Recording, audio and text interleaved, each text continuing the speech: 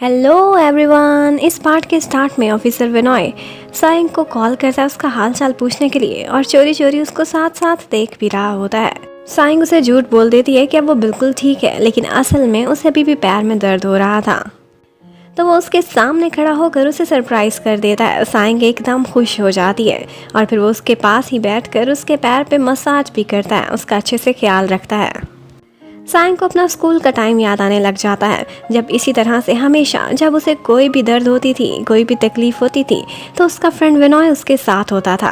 और अब फिर से हिस्ट्री खुद को रिपीट कर रही थी। वो तो विनॉय के लिए बहुत फीलिंग्स रखती थी, लेकिन विनॉय अभी उसका दिल तोड़ने वाला था। वो उससे कहता है कि क्या अगर कोई क्लोज फ्रेंड आपके लिए फीलिंग्स रखता है कि नहीं, ये जानना हो तो हमें क्या करना चाहिए। साइंग एकदम खुश हो जाती है कि ये मेरे बारे में कह रहा है, शर्माने लगती है।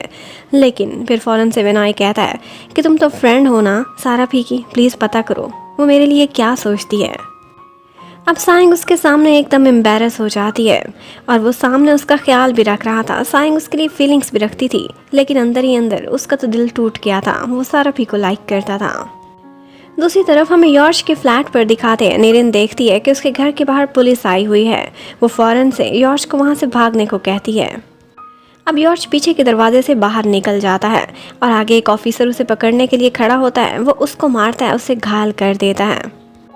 अब वो अपनी गाड़ी से निकलकर भागने ही वाला होता है कि उसके पीछे विनॉय खड़ा हुआ होता है। लेकिन यॉर्श इतना आसान निशाना बनने वाला नहीं था।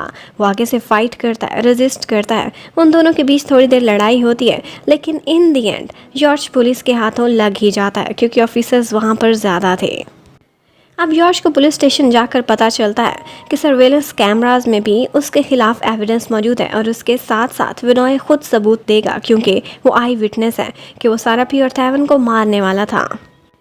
अब यॉर्श बहुत बुरी तरह से इस केस में फंसने वाला होता है और विनॉय वो बाहर जाकर थैवन और सारापी को ये सब बताता है कि बहुत से एविडेंसेस हैं जो मैं आपको दे सकता हूँ। थैवन खुश हो जाता है कि मैं अपने बोर्ड ऑफ डायरेक्टर्स के सामने यही एविडेंस रख दूंगा कि देखो चॉर्म ने लोग भेजे थे मुझे मारने के लिए।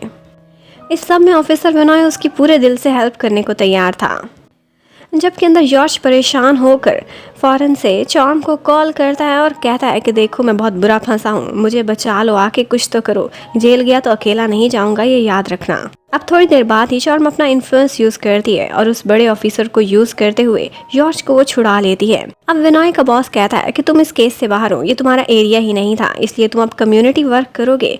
और इस केस को वो अपने एक और फेवरेट इंस्पेक्टर को हैंडल करने को कह देता है। अब विनॉय बेचारा बहुत मायूस हुआ था, उसने बहुत मेहनत की थी, लेकिन उसके तो हाथ पैर ही बांध दिए गए थे। और इसके साथ साथ थैवन भी बहुत परेशान हो जाता है, क्योंकि नया इंस्पेक्टर चॉर्म का बंदा था और वो उसकी केस में कोई भी हेल्प नहीं करने वाला था। अब यॉर्च को चॉर्म ने वहां से छुड़ा लिया था, वो उसे बाहर ले गई थी और जाते जाते यॉर्च विनॉय को कह कर जाता है कि जो तुमने मेरे साथ किया ये मैं भुलाने वाला नहीं हूँ और मैं बदला लेने के लिए जरूर आऊंगा, तुम्हें हिसाब चुकाना पड़ेगा। अब नेक्स्ट सीन में दिखाते हैं कि थैवन सारापी के साथ हॉस्पिटल गया होता है एक विक्टिम जो इंजर्ड था उसको पूछने के लिए। वो विक्टिम जब सुनता है कि उसे चॉर्म के खिलाफ शायद बयान देना पड़े तो वो डर जाता है, क्योंकि चॉर्म बहुत खतरनाक थी। सारापी उसे समझाना चाहती थी, लेकिन थैवन रोक देता है। वो समझता था कि ये मजबूर है, कमज़ोर है, गरीब है। अब थोड़ी देर बाद उसकी मॉम और उसका बेटा वहाँ पर आते हैं।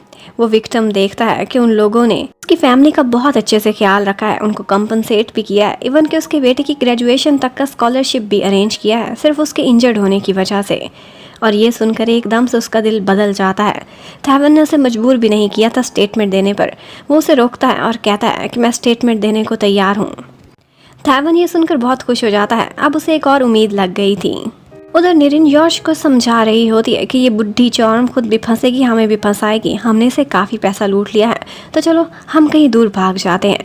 लेकिन यॉर्श कहता है अभी हम इससे और भी बहुत सा पैसा निकलवा सकते हैं, हमारे काम की है। उसको अच्छी तरह लूटने के बाद फिर हम दोनों अपनी दुनिया अलग बसाएंगे। लेकिन यॉर्श किसको धोखा दे रहा है ये तो अभी हमें भी नहीं पता। अब जैसे ही निरिन यॉर्श के फ्लैट से जाने लगती है, वहाँ पर चॉर्म भी आ जाती है और वो बाल बाल बचती है। अगर वो उसके हाथों पकड़ी जाती तो निरिन का जो हाल होता वही तो मैं देखना चाहती हूँ। और यॉर्श वो तो ऐसा 10 नंबरिया इंसान है कि जब चॉर्म के साथ होता है तो लगता है उसी के ही प्यार में उस पर फिदा है, और जब निरिन के साथ होता है तो लगता है उसी का दीवाना है, उसी के साथ ही सिंसियर है। अब जॉर्म यहाँ पर कुछ सस्पिशियस देख लेती है। एक ज्वेलरी का पीस गिरा हुआ था। जॉर्म को ये देखकर बहुत गुस्सा आता है। ये किस लड़की का है, उसकी तो वो बैंड ही बजा देगी। आज वीकेंड था तो ऑफिसर विनॉय आज ग्रैंड माँ की तरफ आया हुआ होता है, क्योंकि सारापी ने भी तो छुट्टी मनाने वहीं पर आना था। नानी इतने सारे लोगों को देखकर खुश हो जाती हैं और थोड़ी ही देर में सारापी भी वहाँ पर पहुँच जाती है। थैवन भी एक बहाने से नानी के पास आया था। कहता है कि आइक और उसके फ्रेंड्स के लिए आपके बने हुए केक्स खरीदने के लिए आया हूँ। नानी केक भेजा करती थी, लेकिन विनॉय आकर कहता है कि आज सारे के सारे केक्स मैंने अपने कोलीग्स के लिए खरीद लिए हैं।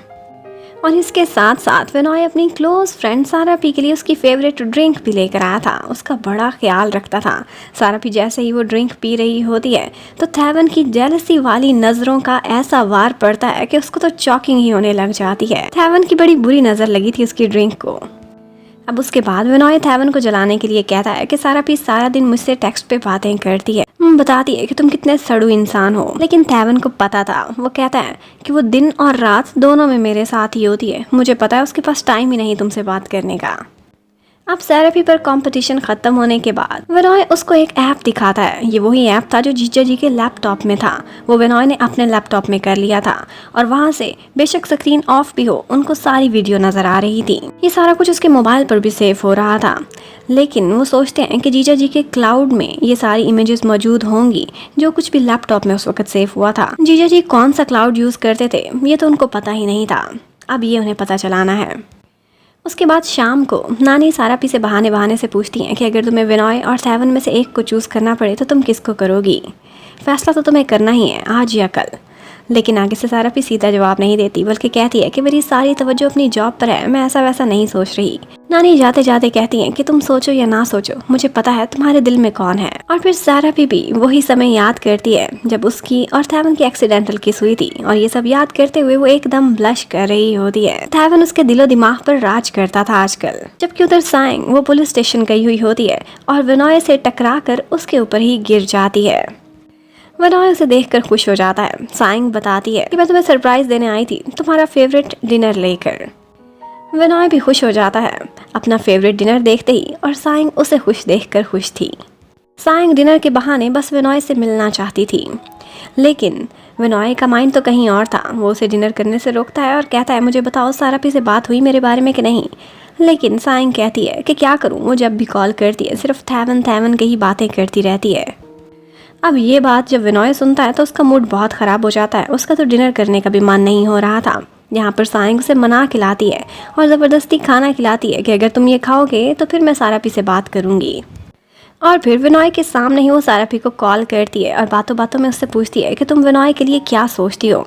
सारापी कहती है कि अभी मैं प्यार व्यार के चक्करों में कुछ भी नहीं सोच रही। और इससे आगे वो कुछ भी बोलती उससे पहले ही सारापी कहती है कि कॉल काटो, थैवन की कॉल आ रही है। अब हर टाइम थैवन ये सुनकर विनॉय का मूड खराब हो जाता है। जबकि थैवन के फ़ोन से एक्चुअली आइक ने कॉल की थी। वो कहता है कि मैं आपको मिस कर रहा था, बल्कि इनफैक्ट मामू आपको मिस कर रहे थे और उन्होंने ही मुझे ज़बरदस्ती आपको कॉल कराई है। अब बच्चे तो मन के सच्चे होते हैं। थैवन उसे रोकने लगता है और फिर बहाने बना कर उसे एक्सक्यूजेस देने लगता है। लेकिन सारापी वो बहुत ज़्यादा शर्मा गई थी। एक बहाने से कॉल काटने लगती है कि मैं थक गई हूँ। लेकिन थैवन कहता है कि आपकी टीचर सारापी थकी नहीं बल्कि शर्मा गई हैं यकीनन। अब थैवन तो सारापी को बहुत छेड़ा करता था और सारापी हमेशा शर्मा जाती थी। और कॉल के बाद आइक अपने मामू को तंग करता है। कहता है कि टीचर को देखने के बाद आपकी कितनी बिग स्माइल आ गई है, आप बहुत खुश हो जाते हैं। अब नेक्स्ट डे उसे विक्रम को उन्होंने प्रेस कॉन्फ्रेंस में लेकर जाना था। उसने थैवन के हक में स्टेटमेंट देनी थी। सारापी उसे हॉस्पिटल से कंपनी की तरफ लेकर जा रही होती है। हर चीज़ एकदम परफेक्ट थी। थैवन भी बहुत खुश था क्योंकि बोर्ड ऑफ डायरेक्टर्स उसे आज क्लियर कर देंगे बिल्डिंग कोलैप्स केस में।